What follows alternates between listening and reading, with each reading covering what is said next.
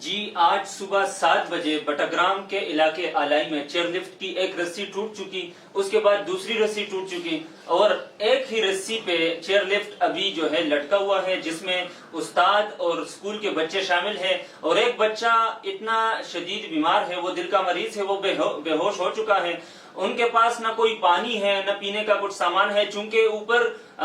جس طرح بلندی پہ بندھا جاتا ہے ادھر آکسیجن کی کمی بھی ہوتی ہے، دوسرے معاملات بھی ہوتے ہیں، باقی جو ٹینشن ہوتا ہے انسان کی جو باڈی ہے وہ اتنا جو ہے برداشت نہیں کر سکتا، کیونکہ استاد تو استاد ہے لیکن ساتھ بچوں کا جو ٹینشن ہے وہ بھی بڑھ جاتا ہے۔ صبح سے سر 6 گھنٹے اور تقریباً 20 منٹ ہو چکے ہیں، لیکن ابھی تک جو ہے جس طرح کمشنر ہزارہ نے پرائم منسٹر صاحب سے درخواست کی، ہیلی کاپٹر کو روانہ کیا گیا، اس کے بعد ISPR کا ایک ہیلی کاپٹر روانہ کیا گیا، لیکن تاحال یہ ایک دوسری بھی ایک ٹینشن ہے کہ یہ رسی ہیلی کاپٹر کے ہوا کے پریشر سے جو رسی بچی ہوئی ہے یہ بھی ٹوٹ سکتی ہے۔ اس کے متبادل رستے کیا ہے اور اس میں کیوں اتنا سر تاخیر ہو چکا ہے؟ اس کے بعد دیکھیں اس میں یہ ہے کہ جیسے آپ نے خود بتا دیا کہ اس کی 2 جو ہے تاریں ٹوٹ چکی ہیں، ایک تار کے اوپر یہ جو ہے لفٹ جو ہے نا اس نے اپنا بیلنس رکھا ہوا ہے۔ ہیلی کاپٹر جو ہے وہ جو ریسکیو کرنے کے لیے کافی ٹائم پہلے آ چکا ہے، لیکن وہ ریسکیو اس وجہ سے نہیں کر پا رہے ہیں کہ اگر وہ ہیلی کاپٹر کا آپ نے دیکھا وہ ہوا کا پریشر اتنا ہوتا ہے کہ اس کے پریشر سے جو ہے نا وہ جو ایک تار ہے وہ بھی ٹوٹ سکتی ہے اور پھر ان کی جانیں ضائع ہو سکتی ہے ان معصوم لوگوں کی، تو اس وجہ سے آپریشن کرنے میں پرابلم ہو رہی ہے۔ لیکن یہاں پر میں آپ کو ایک بات بتانا چاہوں کہ یہ واقعہ کوئی بڑا ایک قسم کا بڑا افسوسناک واقعہ ہے۔ افسوسناک ہے کہ ہمیں اپنے ریاست پہ، اپنی حکومت پہ اور اپنی انتظامیہ پہ یقین کریں افسوس کا مقام ہے کہ ایک بچے تعلیمی ادارے میں تعلیم حاصل کرنے کے لیے یہ روز کا معمول ہے کہ وہ لفٹ میں جاتے ہیں، اپنے اسکول کے لیے ٹیچر حضرات ان بچوں کو لے کے جاتے ہیں، اور یہ ملک کا المیہ دیکھیں آپ کہ یہاں پر ترقیاتی کام کیا ہوئے ہیں، یہاں حکومتیں کیا کرتی رہی ہیں سوائے کرپشن کے اور سوائے یہاں پر بدعنوانی کے اس ملک میں ہوا کچھ نہیں ہے۔ جہاں پر بچوں کو تعلیم حاصل کرنے کے لیے پرسرات سے گزرنا پڑتا ہو تو اس ملک کی حالت ذات پہ میں یہی کہہ سکوں گا کہ ان للہ و انا الیہ راجعون۔ کہاں گئے وہ ادارے، کہاں گئے وہ سپریم کورٹ؟ کیا صبح سے شام تک ہمارے عدالتوں میں کس قسم کے روز سماعتیں ہوتی ہیں آپ کے سامنے، ہمارے اعلیٰ اقتدار میں کون سی ڈسکشن ہوتی ہے وہ آپ کے سامنے، مگر یہ اتنا بڑا ایشو کہ جس ملک میں تعلیم حاصل کرنا اتنا مشکل ہو گیا اور انسان کو اپنی جان سے کھیل کے تعلیم حاصل کرنے کے لیے اپنے اسکول تک قاری تک پہنچنا ہو، تو میرا خیال ہے کہ اب یہ ملک جو ہے وہ اس قابل رہ ہی نہیں گیا کہ یہاں پر کسی قسم کا بھی آپ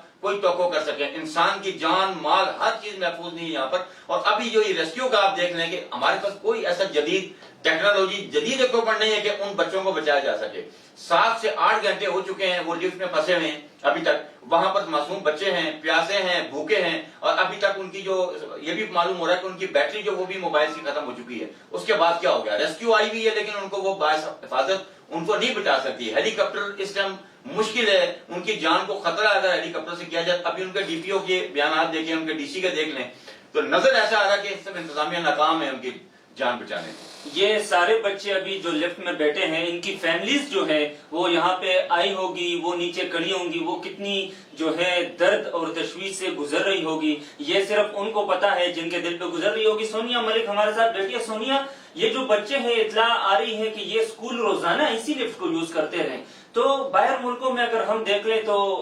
ٹیکنیکل مشینری جو ہوتی ہے وہ بڑی اچھی ہوتی ہے۔ ہمارے ملک پاکستان میں اصل میں ہمارا ٹرسٹ نہیں ہے ٹیکنیکل مشینری پہ۔ اگر تو ٹیکنیکل مشینری ہماری اتنی مضبوط ہو تو پھر بچے اگر یوز کرے کوئی مسئلہ نہیں ہے، لیکن یہ واقعات اکثر ہو جاتے ہیں، تو ان بچوں کو یہ رسک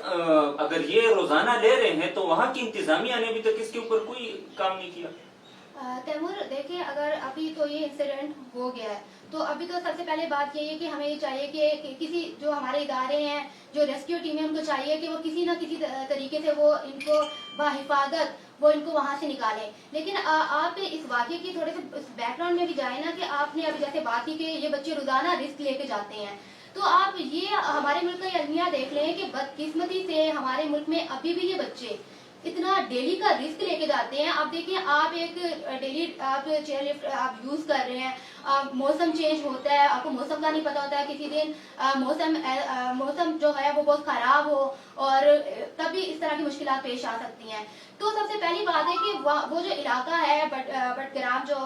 جہاں پر یہ واقعہ پیش آئی ہے، تو ان کو چاہیے کہ وہاں کے جو انتظامیہ ہے ان کو تو پہلے اس بات پہ تو پہلے ہی بہت پہلے ایکشن لینا چاہیے کہ کم از کم ایک تعلیمی ادارہ تو وہاں پر بہت زیادہ نہیں، کم از کم ایک تعلیمی ادارہ وہاں قریب ایسا بنا دے. کیونکہ میں آپ کو یہاں پر ایک بات بتاؤں تو میں نے اس علاقے کا وزٹ کیا ہوا ہے. یہ جو علاقہ ہے یہ ٹوٹلی ہم دیکھا جائے تو یہ پہاڑی علاقہ ہے. تو وہاں پر ظاہری بات ہے بچے ہیں، آج تعلیم تو سب نے حاصل کرنی ہے، تو کم از کم ایک ادارہ وہاں پر قریب ان کو بنانا چاہیے تاکہ یہ بچے جو ہیں وہ وہاں پر تعلیم حاصل کریں. ڈیلی رسک آپ ایک